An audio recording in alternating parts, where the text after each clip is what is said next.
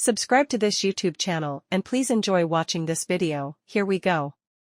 Jamie Carragher has delivered an impassioned response on social media after Everton were hit by an immediate 10-point deduction in the Premier League.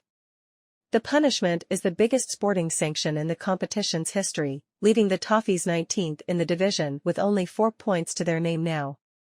The sanction comes after the English club were found to have breached the Premier League's profit and sustainability rules.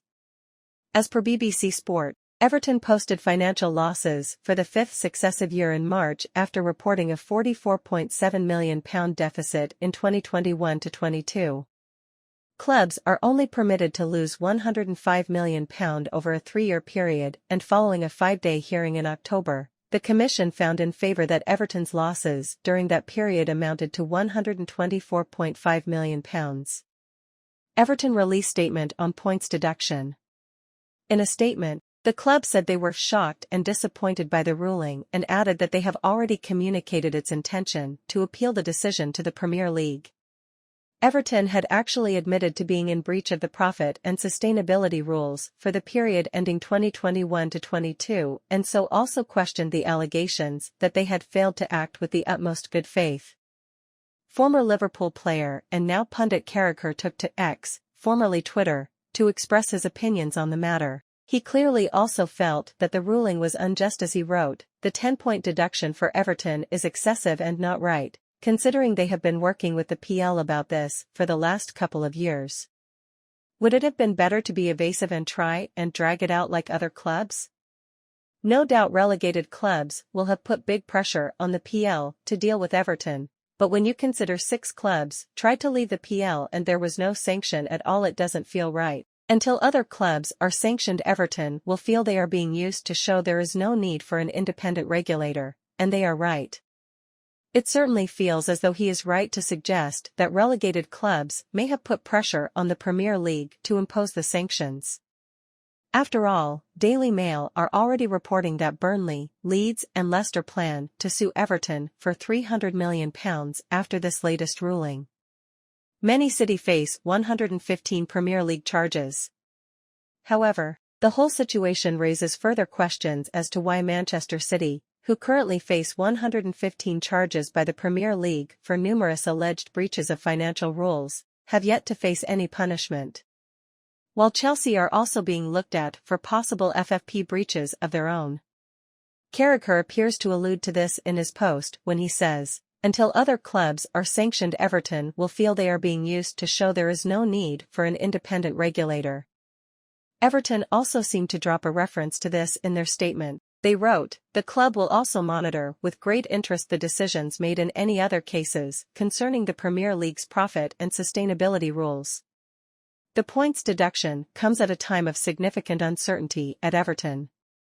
In September, owner Farhad Moshiri agreed to sell his 94% stake in the club to American investment fund 777 Partners. The takeover is going through the regulatory processes and, before this ruling, sources said it was on course to be completed by next month. The club are in the process of building a new stadium on the banks of the River Mersey at Bramley-Moore Dock, which is due to open in late 2024. Irresponsible, a position of Everton's own making. Explaining why Everton's points deduction was so high, the Commission said in its written reasons that the cause of the club's issues was because of overspending largely on new players along with an inability to sell players, and a lower than projected league finish. The club's 16th place finish in 2021-22 caused a loss of expected income of around £21 million, the reasons state. The Commission added, Everton's understandable desire to improve its on-pitch performance, to replace the non-existent midfield, as Mr. Moshiri put it in evidence, led it to take chances with its PSR position. Those chances resulted in it exceeding the £105 million threshold by £19.5 million. The position that Everton finds itself in is of its own making. The excess over the threshold is significant. The consequence is that Everton's culpability is great. We take into account the fact that Everton's PSR trend over the relevant 4 years is positive, but cannot ignore the fact that the failure to comply with the PSR regime was the result of Everton irresponsibly taking a chance that things would turn out positively. The chair of the commission, David Phillips KC, also referenced applications for financial compensation from current Premier League clubs Burnley and Nottingham Forest and last season's relegated sides, Leicester City, Leeds United and Southampton. Phillips said he was satisfied that the applicant clubs have potential claims for compensation but noted the commission holds no inherent jurisdiction and it is instead the role of the Premier League to bring and prosecute complaints.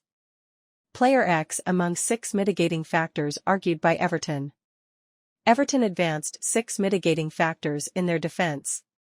Among them, the club maintains they were entitled to credit for not pursuing an economically viable claim against player X, a decision they say was taken out of concern for the player's psychological well-being after he had been arrested. The commission dismissed this argument as an event that can occur in the management of football clubs, adding Everton's £10 million valuation of the player was speculative.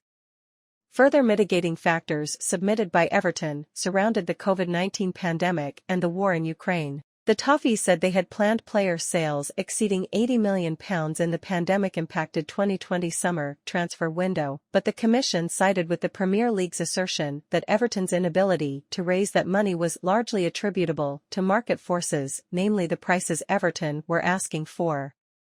Further, it stated the club should be expected to plan for untoward eventualities, while it was also considered that Everton had benefited from the Premier League's COVID-related concessions totaling £70.2 million.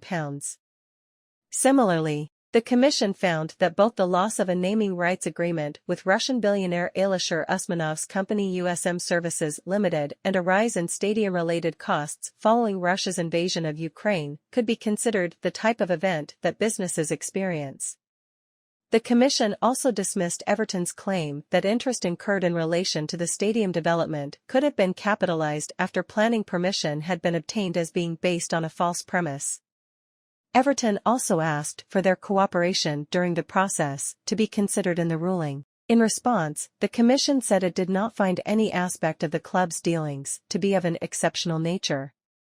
But the club's argument that the improving losses trend, as shown in the PSR calculation, was viewed more favorably and had gone a limited way to diminish Everton's culpability, the commission said. Biggest sanction in Premier League history, but can Everton survive?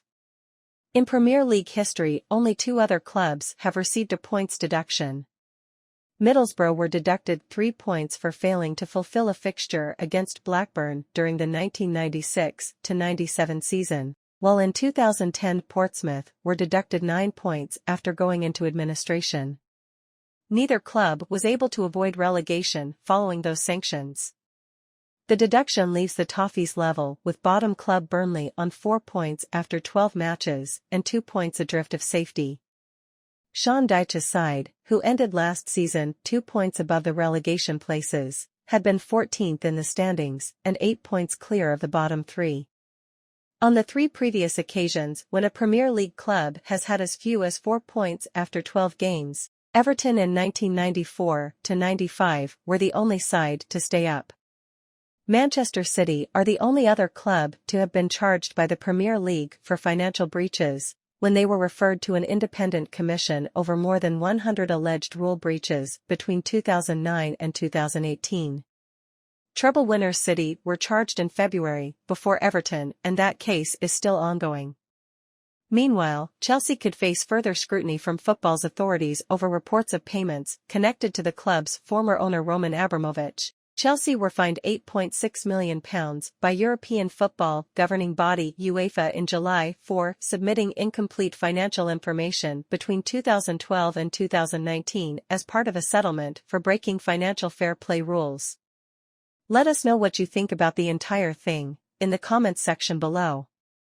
Additionally, stay tuned and subscribe to this YouTube channel for the latest news and updates from around the world. We sign out.